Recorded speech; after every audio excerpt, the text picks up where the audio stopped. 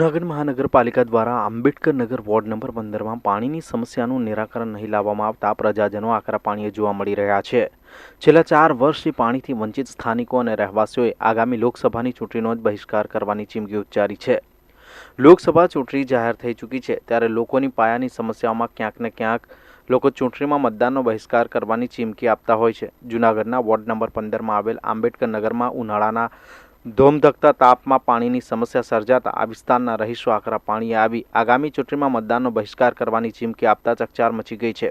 Ward number 15ના Ambedkar નગરમાં છેલ્લા 4 વર્ષથી પાણીના ટાંકાઓ ખાલીખમ છે। મહાનગરપાલિકાને અવારનવાર રજૂઆત કરવા છતાં આ વિસ્તારની સમસ્યા આજે પણ જસની તસ હોવાનું આ વિસ્તારના રહીશો જણાવી રહ્યા છે। રહીશોએ પહેલા પાણી આપો પછી જ મતદાન કરીશુંનું ચીમકી ઉચ્ચારતા ચૂંટણી ટાણે ચકચાર મચી ગઈ છે।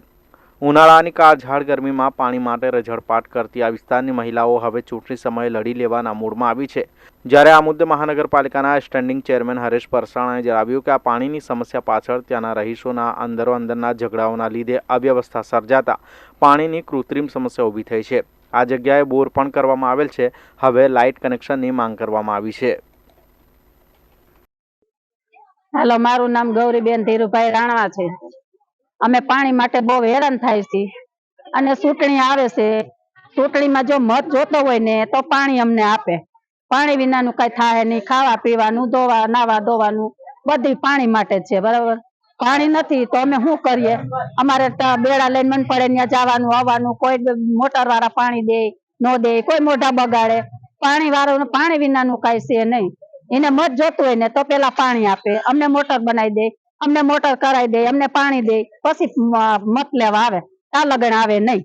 પાણી માટે ખૂબ હેરાન થાય છે। એકબીજાના ઘરે ભરવા જાય પણ કોઈ ભરવા દે કે ન ભરવા દે। એમાં અત્યારે ઉનાળો આવ્યો છે એટલે ઉનાળામાં પાણીની સમસ્યા વધુ ઊભી થાય છે ને હમણાં ચૂંટણી આવે છે એટલે મત લેવા માટે ઘરે ઘરે આવશે। પછી જો પાણીનું કઈની સમસ્યા થાય તો અમે મતનો પણ ચૂંટણીનો પણ બહિષ્કાર કરીશું।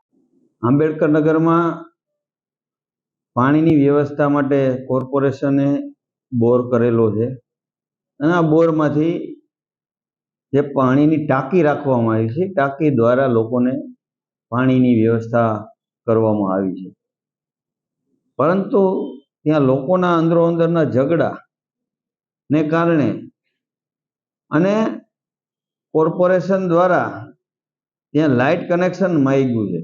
લાઇટ કનેક્શન ન હોવાને કારણે આ સમસ્યા ઊભી થઈ છે। ટૂંક સમયમાં જ મહાનગરપાલિકા દ્વારા જે વિસ્તારમાં પાણીની સમસ્યા છે એ દૂર કરવામાં આવશે, કારણ કે ત્યાં બોર કરેલો છે, બોરમાં પણ પાણી તો છે જ, પરંતુ વચ્ચેની વ્યવસ્થા ખૂટવાને કારણે ત્યાં પાણીની અવ્યવસ્થા ઊભી થઈ છે। ટૂંક સમયમાં જ સૂચના આપી છે વોટર વર્ક શાખાને કે ત્યાં પાણીની જરૂરી વ્યવસ્થા કરી આપે।